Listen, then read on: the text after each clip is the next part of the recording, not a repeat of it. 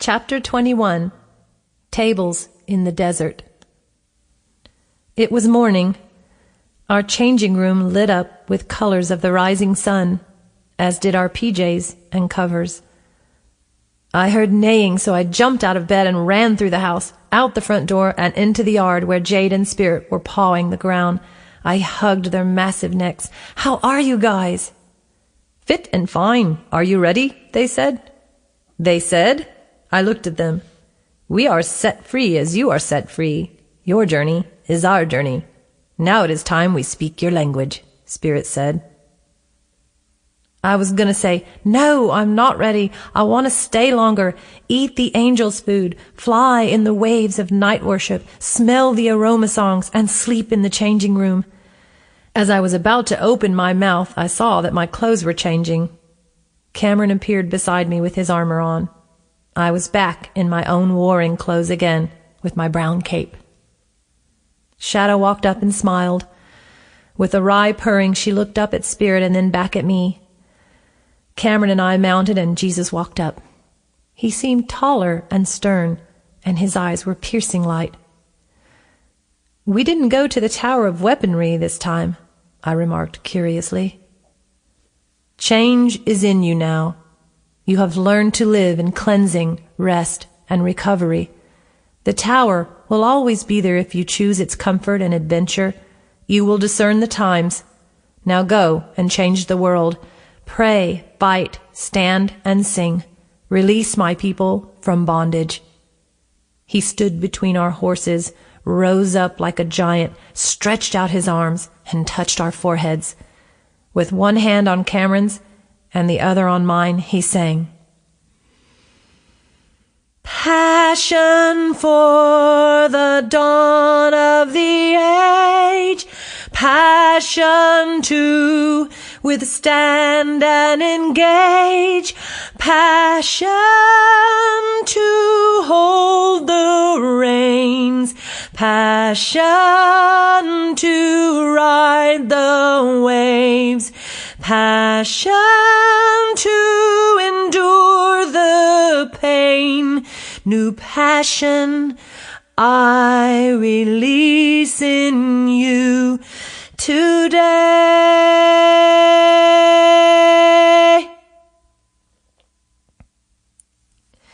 I could see what we looked like in the spirit as his passion burned through us.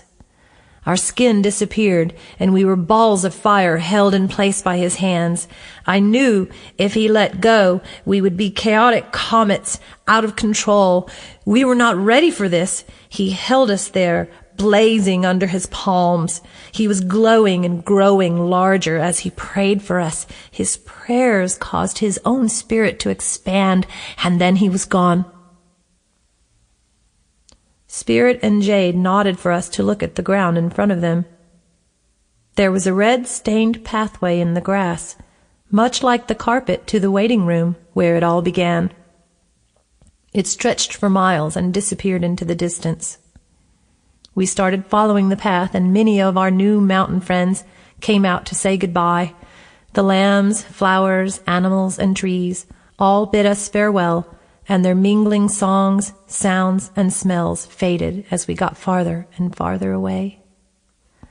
We walked on for a long time, quietly smiling to ourselves, remembering our mountain home. We didn't even realize that the terrain had changed drastically until we became thirsty. We had no water and realized we were in a desert. A huge, black, hideous bird appeared with a dirty plastic jug of water. It looked like a mutant vulture drooling under a revolting grin. Its feathers were torn, and it was limping. "Drink?" it asked in a slimy, tempting voice. Without time to think, we both retorted the same thing. "I'm not that thirsty." "Yet," it said, and left. "Devil's friend, no doubt," Cameron said in a low whisper. "Or the devil himself," I said. "Man shall not live on bread alone, but on every word that proceeds out of the mouth of God," Cameron quoted. "Our Father," I started. We finished it together. In heaven, hallowed be thy name. Thy kingdom come. Thy will be done on earth as it is in heaven. Give us this day our daily bread, and forgive us our debts as we also have forgiven our debtors. And do not lead us into temptation, but deliver us from evil. For thine is the kingdom and the power and the glory forever. Amen. We rode on for several hours. Night fell, and we slept next to our horses, hungry, thirsty, and tired. When we woke up, Cameron prayed, "Lord, help us endure this desert." We knew we must experience this desert. We could not fly away. "I'm getting thirstier and hungrier," I said. "Don't think about it," Cameron replied. "We must use our training to think on things above, or we will die in this desert." We mounted our horses and rode on, following the red path. We traveled for days and days without mentioning our hunger or thirst. We prayed for the nations. We sang. We made prose of our love for each other and our love for Jesus. Shadow was a great source of encouragement and did not seem to be affected by the lack of food and water. She remained bright and urged us on with great scriptures and wisdom. I held her in my lap as we rode, and she brought me great comfort. Spirit and Jade were also exhausted, hungry, and thirsty. On about our 30th day, as far as we could tell, Spirit tripped and almost fell, throwing me from the saddle as she tried to right herself. I hit the ground hard, and it knocked the wind out of me. As I was fighting to maintain consciousness, I imagined our heavenly homes, the food, the animals, the rest, the joy, and the great comfort. I lost my temper and shouted to anyone who was listening, "We're hungry and thirsty. Where are we going? We need water. Do something. Where are you?" Shadow trotted up a hill and went behind a large rock. I noticed she was not afraid. She was just watching from a good viewpoint. This made me angrier. "Okay, I know this is a test. Come on, give it your best shot," I ended commandingly. "Shadow, come back down here." I managed to get back up on Spirit. The great vulture whooshed in again to land in front of us. He was much bigger than I remembered and much uglier. His beak was like a growth of blunted, ancient rock. In fact, it seemed thousands of years old. The smell was familiar, mold and dust mixed with decay, the smell of death. Jade and Spirit reared up and brayed loudly. Cameron stilled them and told them to remain calm. He looked at me with a sad look. I was immediately sorry for my manifestation. The demon bird pointed to something in the distance with a ragged wing. Its eyes held a wry spark. We saw a beautiful long table set for two with place settings at each end. It was decorated with expensive silver, china, and cutlery. White linen, candles, and an amazing meal were waiting. Steam rose from plates of meat and vegetable dishes, desserts, delicacies, and platters of mouth-watering delights. There were pitchers of clear spring water and wine in crystal goblets. It was like a palace table you might see in a movie, a dinner for royalty. Angels were waiting to serve us. "You prepare a table for us in the presence of our enemies," the bird groveled. "That word proceeded from the mouth of your king, did it not?" I started crying, knowing we could not eat it.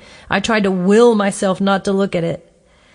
"Man shall not live by bread alone, but on every word that proceeds out of the mouth of God," Cameron quoted again, this time with his eyes closed.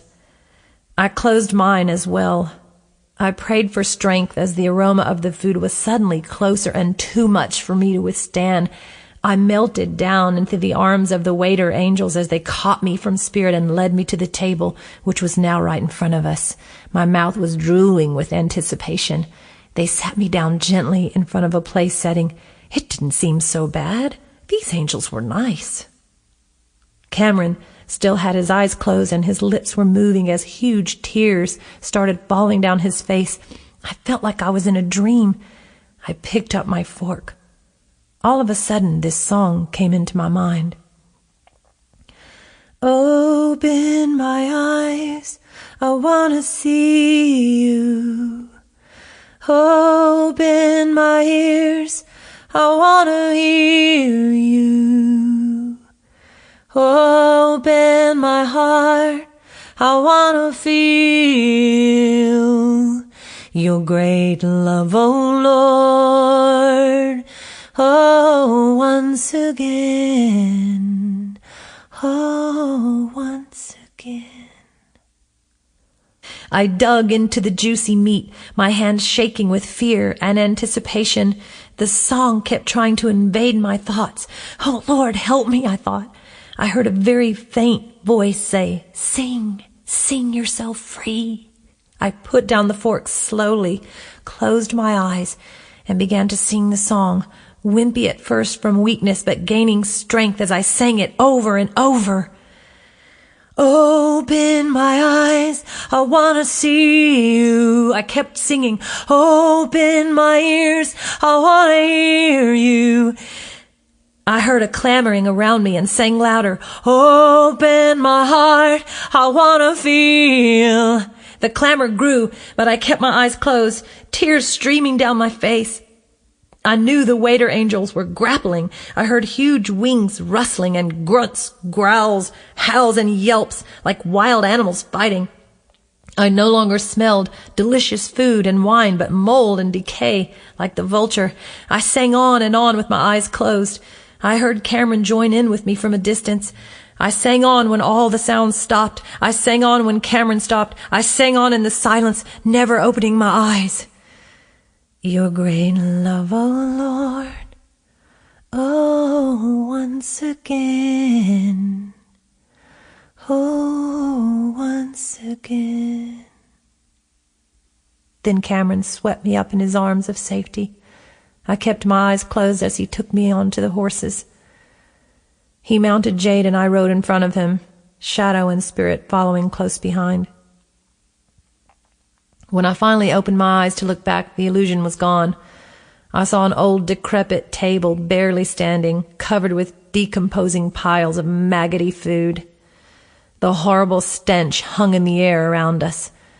The demons, disguised as angels of light, were dead.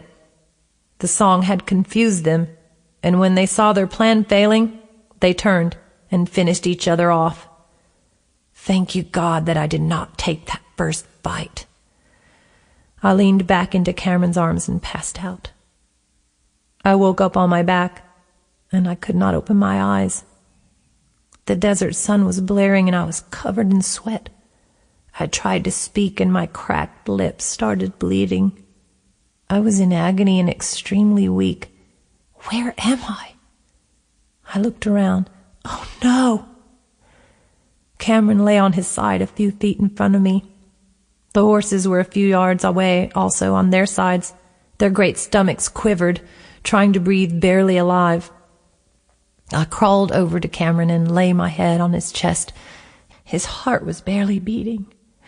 Oh, dear Jesus, we made it through several wars and graced new realms of paradise with you. Now we are dying in this desert where my faith has almost failed. Please forgive me and heal my husband and our faithful horses. Send your angels or we will die here in this desert. I cried helplessly.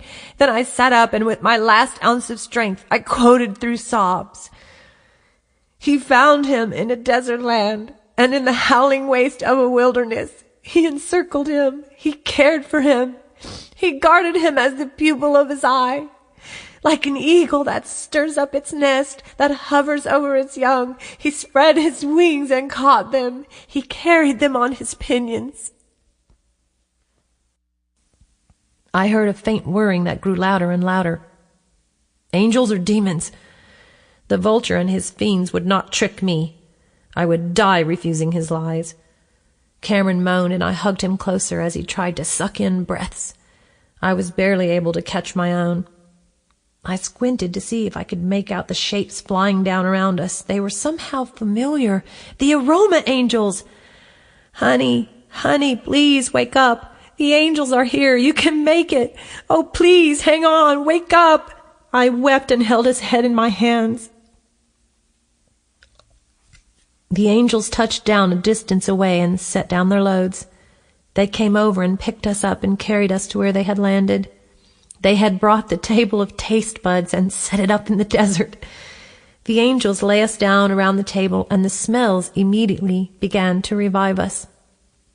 They cared for our blistered skin with a special aloe, held our heads up to take a drink, and ministered to us for hours. Some of them ministered to our horses.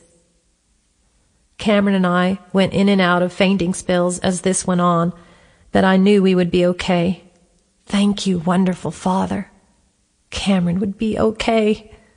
It took many days for us to be well enough to walk, and even longer for Jade and Spirit. The angels stayed with us the entire time. There was always enough water and aromatic food. They made us tents and shade for the horses in the desert. Finally, we were ready to leave. I sang, "You prepare a table before me in the presence of my enemies. You anoint my head with oil, my cup overflows. Surely your goodness and love will follow me all the days of my life, and I will dwell in the house of the Lord forever."